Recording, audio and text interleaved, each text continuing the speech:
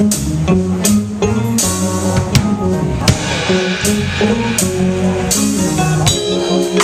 wish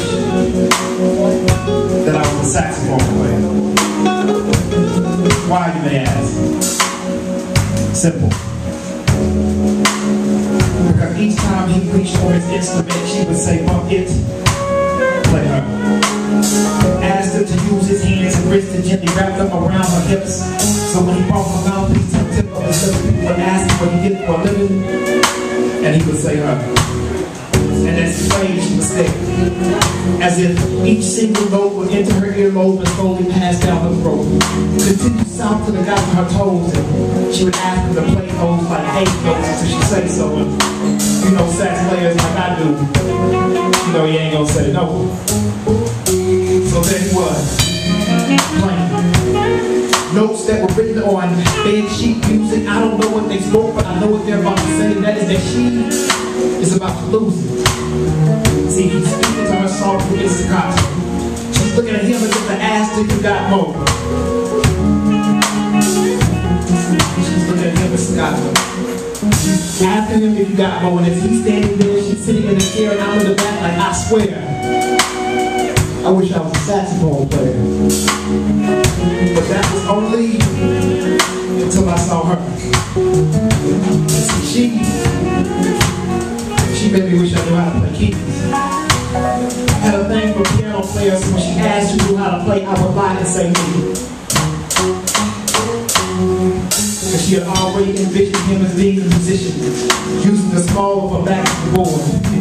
She had ways of letting him know that F major was her favorite chord, and as long as he survived the music, she would survive the score, which consisted of moans and groans that lasted so long you would think he had his foot on her sustain pedal. I mean, she was letting out a type of notes that I didn't know you could sustain in trouble. And as he's tickling her ebony and ivory, she's thinking publicly what I wouldn't even do privately. She has her legs crossed so tight that you would think that she was not me. And I'm in the back like, God, please. Why couldn't I be that dude who knows how to play keys? But that was only until I saw her. Yeah, you. And she really wish I knew how to play bass. Because she heard those dudes had real strong hands and wanted to see for herself if that was the case. Wanted to lay in his lap, wrap her arms around her shoulders and they were the strap. And as he used his right hand to keep her in place, he used his stuff to strong right below her waist. Blind. And as she heard the ensuing bass line, she let out the type of smile that made the whole place shine, because she realized that that type of fingering takes time. And he took his time. Strumming strings that had her mind wondering things like if music was his food, she wondered how he would taste. Was trying to come up with ways to get him back to her place, but after all, she's a lady who would never do anything in haste. And since I know what goes on when she has that look on her face, I'm in the back like my God's grace. I wish I knew how to play bass. And then when I just thought that my India of musicians was done, that's when I stopped. And I heard the beat drum. Ask any woman who she wants in a band and she'll say he's the one. Ask her why and she'll reply with 2 simple syllables. Rhythm. Wants everything he does to the drum, wants him to do with them. Use both hands and feet. Place them strategically across her body to make a beat, because contrary to popular opinion, most women like being attacked on their feet. Wants him to start slow. Let it slowly grow until it reaches a crescendo, which will end with him playing both of her cymbals, symbolizing that he had not just reached her soul, but also stimulated her mental. And as I'm looking around, I'm noticing every woman tapping their feet and thumb. And as far as dudes go, let's keep it real. I'm not the only one, because you know we all wish we was that dude that knows how to play drums.